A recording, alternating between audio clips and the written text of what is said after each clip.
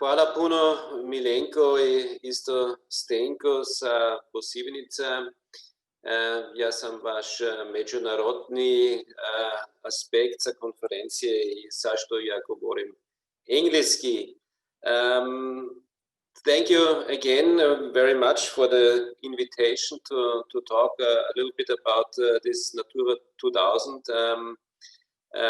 It's one of the issues that will be very much important also for the future, because there is a new strategy in the EU called Biodiversity Strategy 2030, and we are affected, all those who are working in the forest, and I will try to explain you in my presentation how Natura 2000 was implemented in Austria, but I also want to concentrate at the end of my presentation on the question what will bring the future and what possible threats do we have ahead. So I will start now my presentation.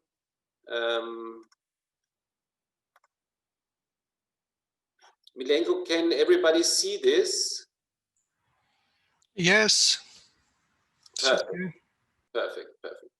So I would like to explain you first how such EU directives are implemented in Austria. So the different steps that have to be gone until you have these regulations right in the forest. So at least there are several levels. The first level is where everything comes from. This is the European level.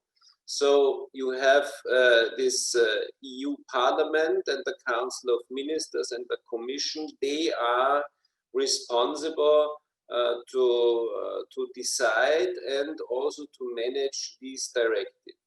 In Austria, we have the special situation that we are a federal republic. You know, when you come from Zagreb to Austria, you first enter most probably in Styria. So Styria is one part of this federal republic, and then you pass through Lower Austria, and then you come to Vienna. So this is, from the constitutional point of view, the first big problem with Natura 2000 and EU directives, because also in Austria the legislation is divided between federal level and provincial level. And guess what? Natura 2000, nature protection, is on the provincial level. It means the government in Vienna is flying to Brussels, getting the directives, but when they come home in Vienna, they have to ask all 9 regional parliaments to implement what they have decided in Brussels. So this is very important to know when you talk about Natura 2000. And at least on the ground level, let's say, there are the private forest owners. We have about 150,000 private forest owners. It's the vast majority. So it's about 80% of forest in private hands. And we have some federal forests, ÖBF AG. And at least what is decided in Brussels, it comes down like purple rain until it drops on our trees in our forests. So this is just to understand the system, how directives come from Brussels to Lower Austria or to Carinthia. here you can see the regulations that are relevant for Natura 2000. Of course, as I explained you first, on the European levels, these directions are called the Habitats Directive and the Birds Directive. So it's called Fauna Flora Habitat Directive and the Birds Directive.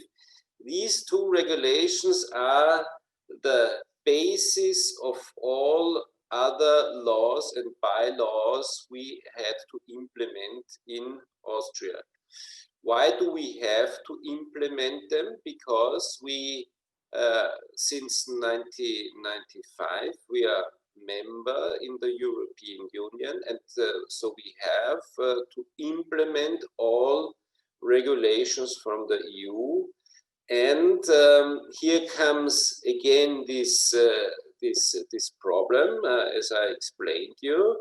The minister for environment or for forestry or agriculture, whoever is in charge, is bargaining in Brussels with the colleagues, and at least when he comes home, he's responsible that independent local governments and independent parliaments, the provincial parliaments, implement these regulations he or she brought home from Brussels. So this is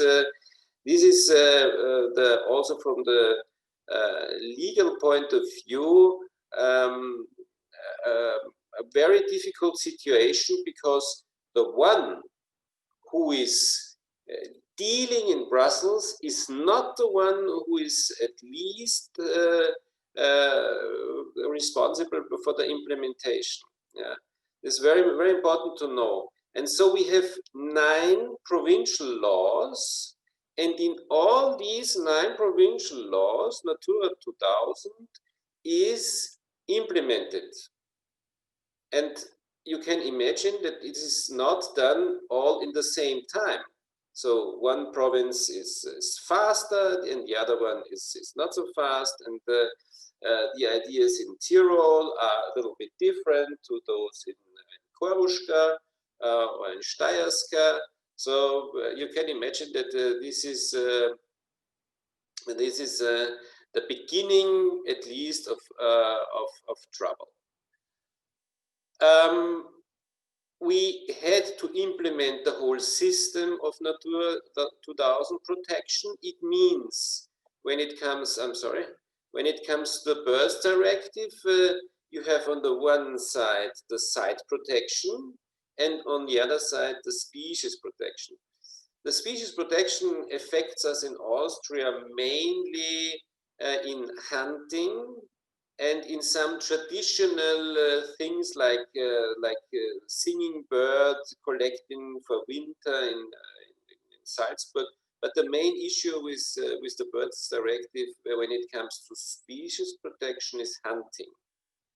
There are several birds, capercaillie, for example, we have a very traditional hunt on these big birds, or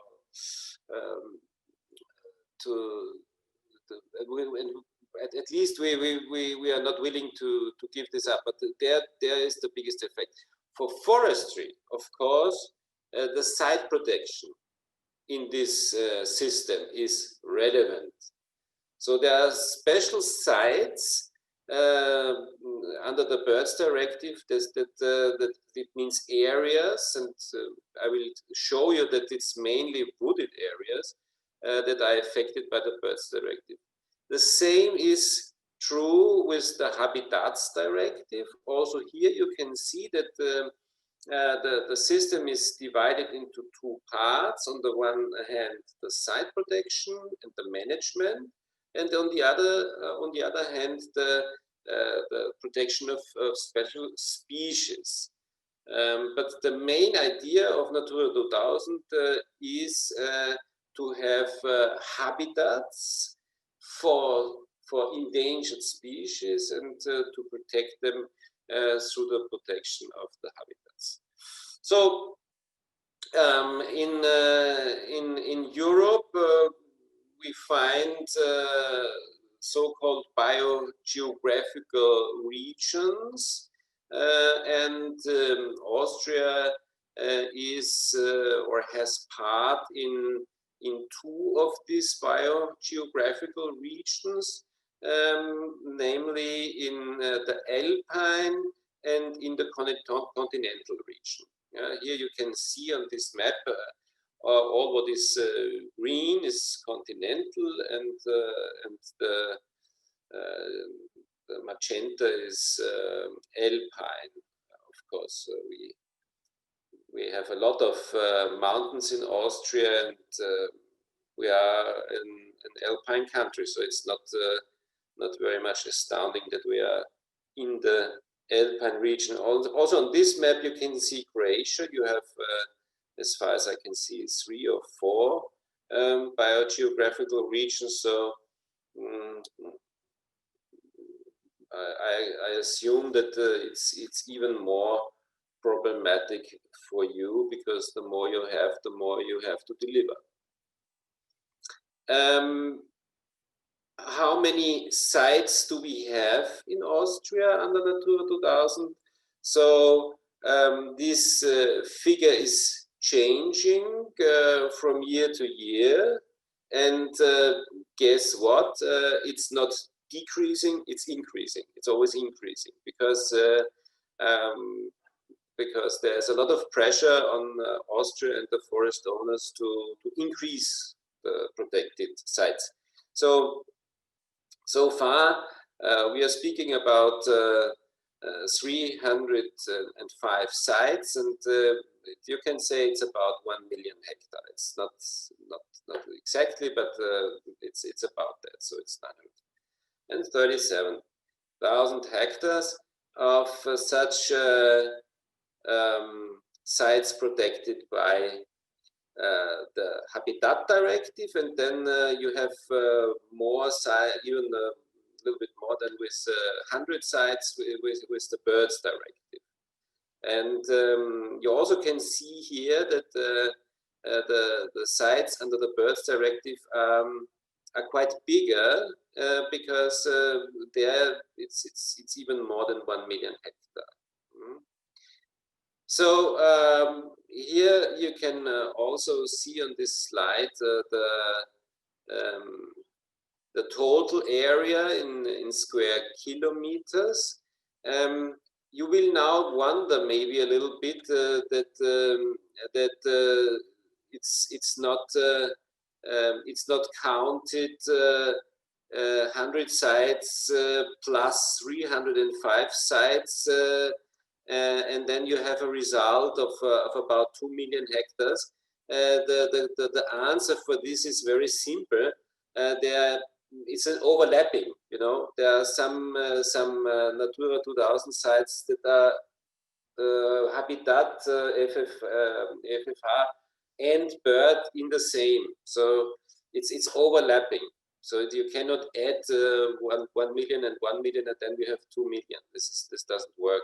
But maybe I would suppose that in Croatia it's quite similar. So on this slide you can see that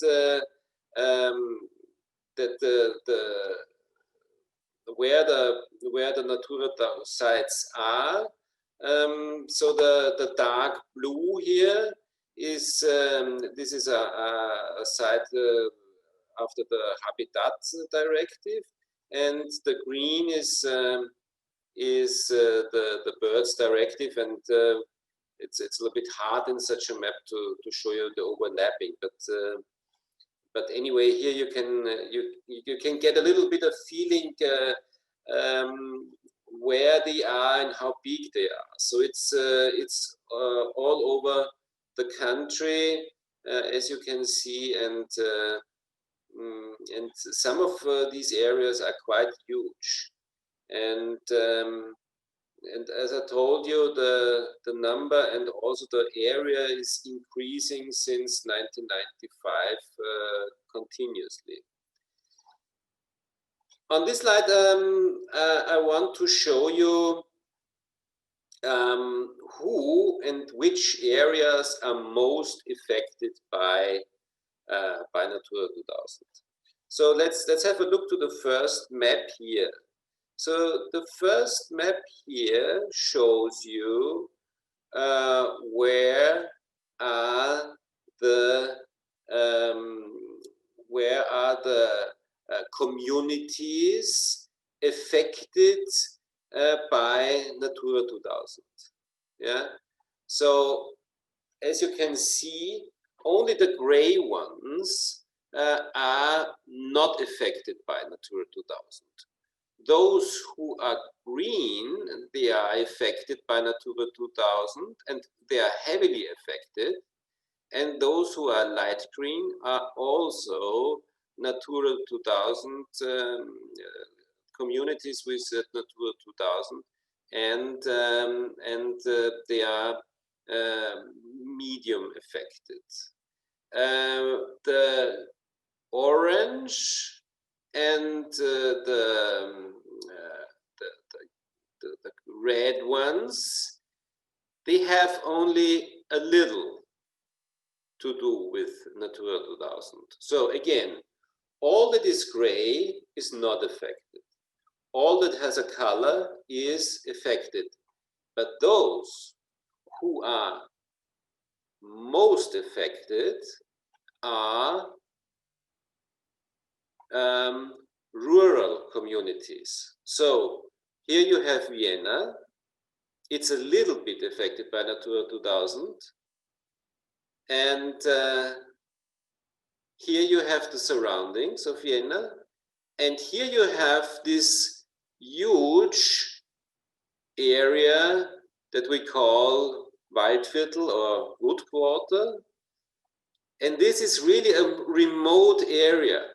You can a little bit compare it with Velebit region, yeah, with Lika, for example. Yeah? This is very, very similar. Also, the winters are cold and it's quite forested. So, and here you can see it's the rural area that is most affected by Natura 2000. The same is true here, and of course this central area here in Austria, it's where the Alps are, yeah, and also here, and only in some valleys here in Tyrol there is no Natura 2000. And of course here in this is the border to Slovenia, and here you enter when you come from Croatia. You also see it's a very it's rural area. So here is Graz, but it's a very intense agricultural area. It's Južna Štajerska, and there you have these big wine growers and the vegetables and the fruits. So what I wanted to tell you is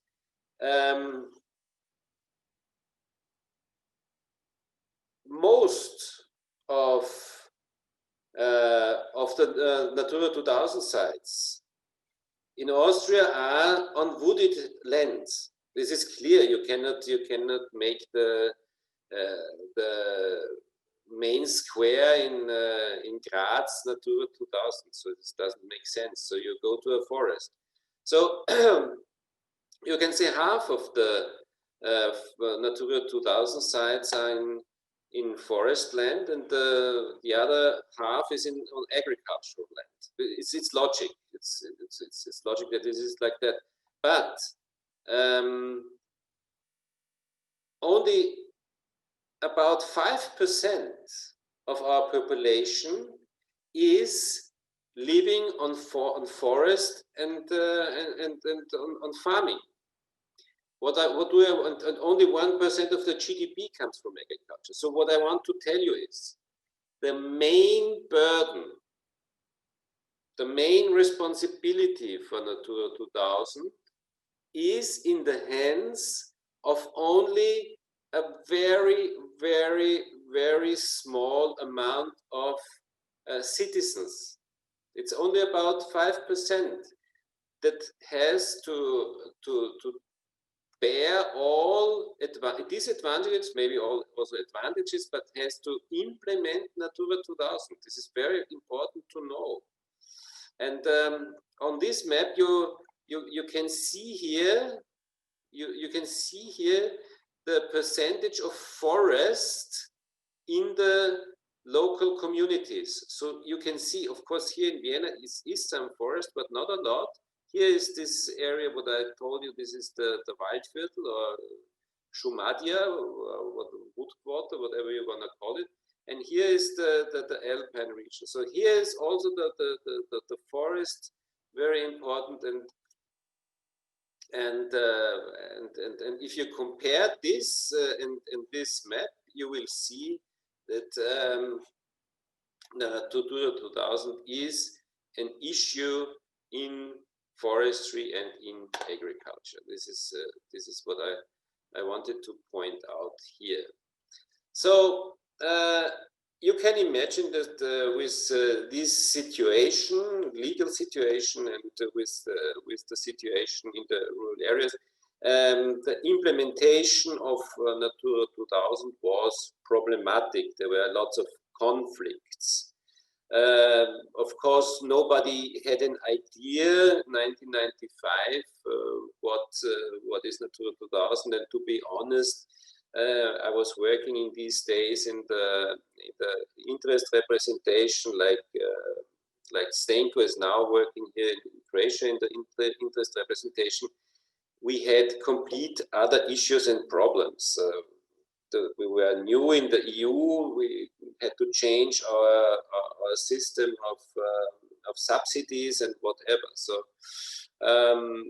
So we had no clue about that, and it wasn't important for us. But the environmental NGOs, the nature protection NGOs, they knew about Natura 2000, and they pushed a lot.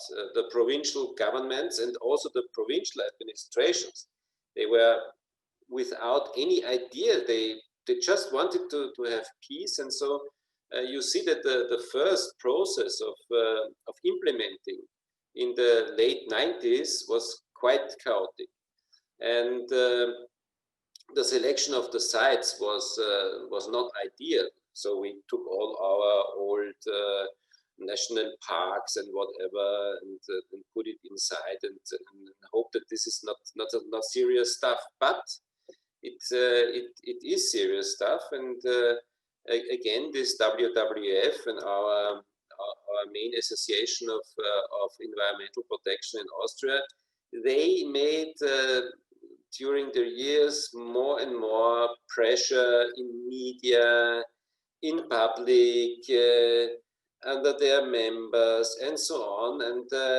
so they published lists. They were called shadow lists. They published maps with Natura 2000 sites they want to have. They want to have in addition to those already existing. And from the beginning, the participation of the landowners was, there was some participation, but it was not really important. You know, the trigger was on the side of the NGOs. And I just want to remind you, only 5% have to implement Natura 2000 on their property. And the WWF and all the others, they are not landowners. Mainly they are not landowners. And they made pressure on those 5% to implement it. And the situation escalated.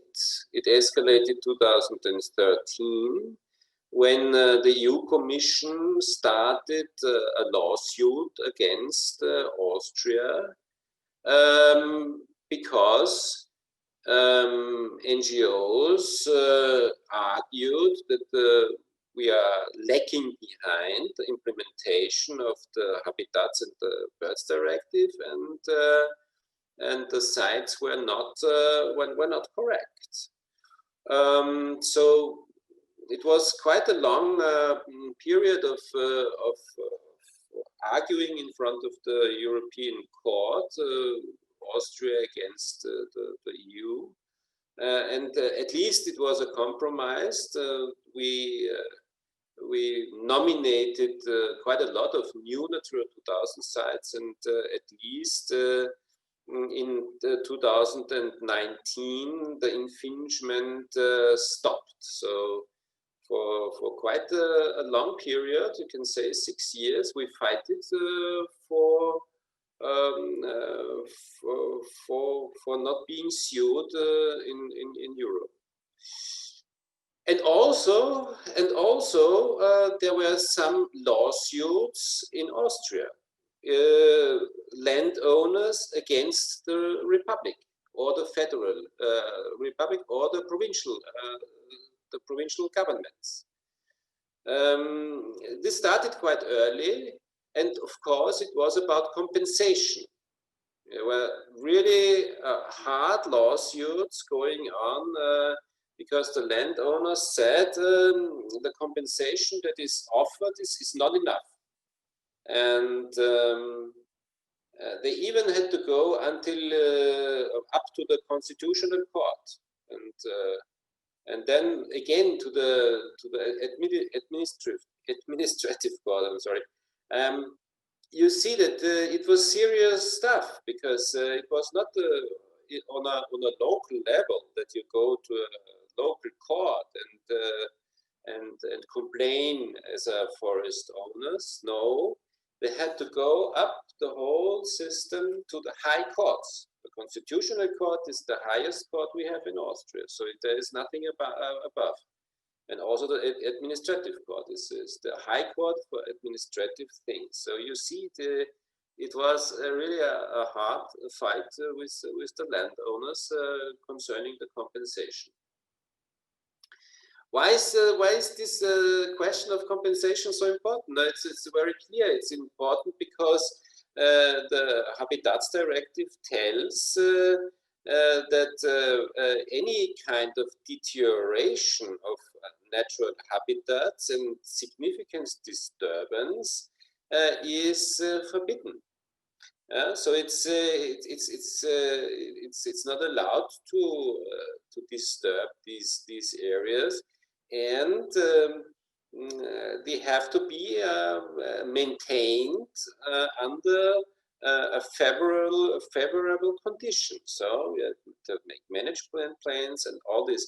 And this means first, if you want to have forestry, you must make a management plan. Second,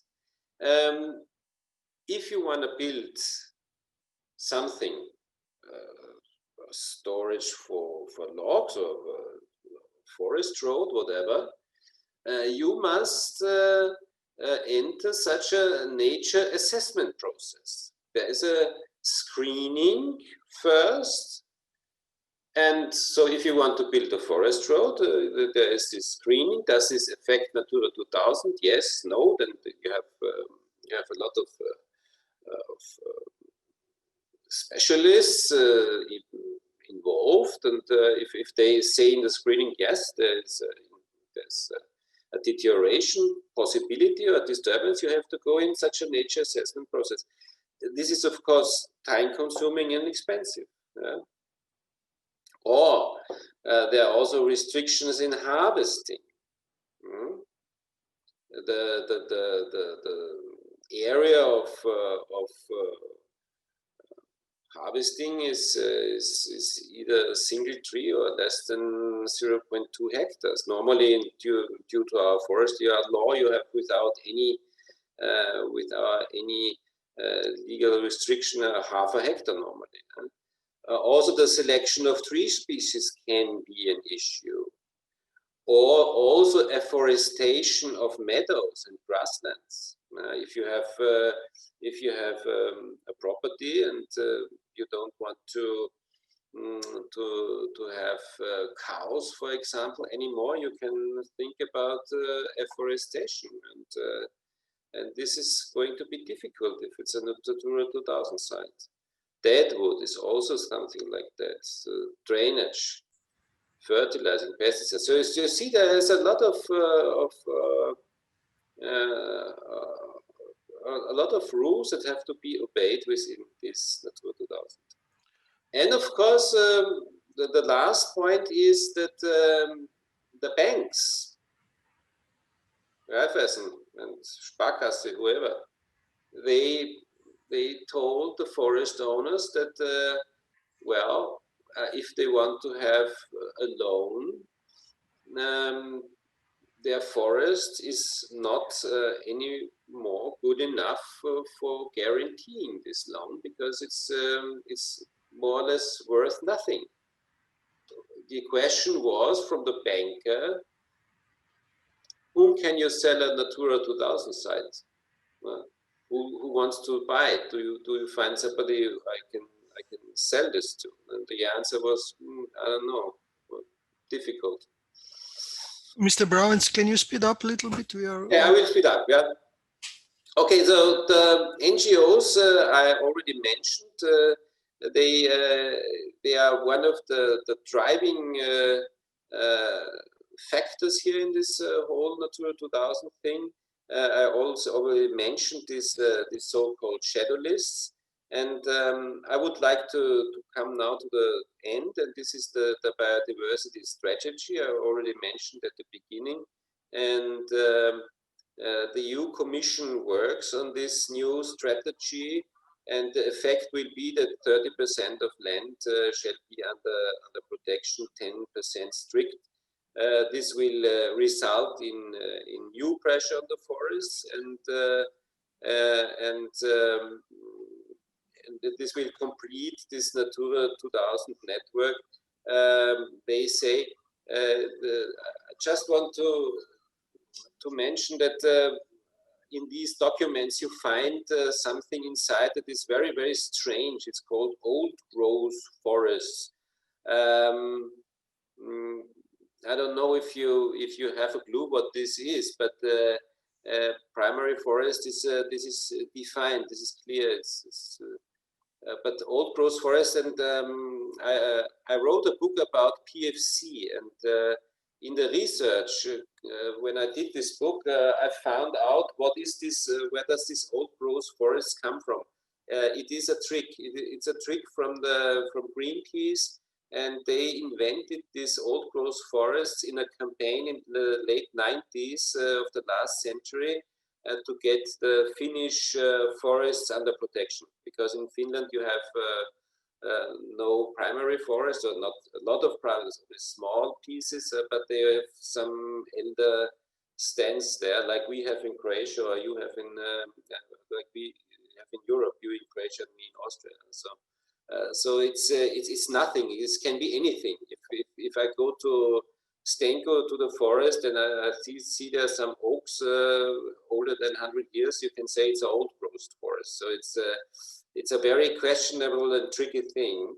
And then you have an increase also in the management of these forest areas under the Natura 2000. To be honest, and this is the end of my speech, all this comes under the roof of the Green Deal, and I really ask myself, what is green in this deal? There is no Green Deal without forest, and if you don't increase and favor the use of wood, there will be no CO2 stored. There will be no sustainability, and so I'm really embarrassed, and I really cannot understand what is the idea of the Commission and others to say that this is a Green Deal, and on the other hand to avoid the usage of wood and to give the forest owners again a hard time. So thank you, Hvala za pažnja. and with this photo from taken in your nice Croatian forest, I say thank you and all the best.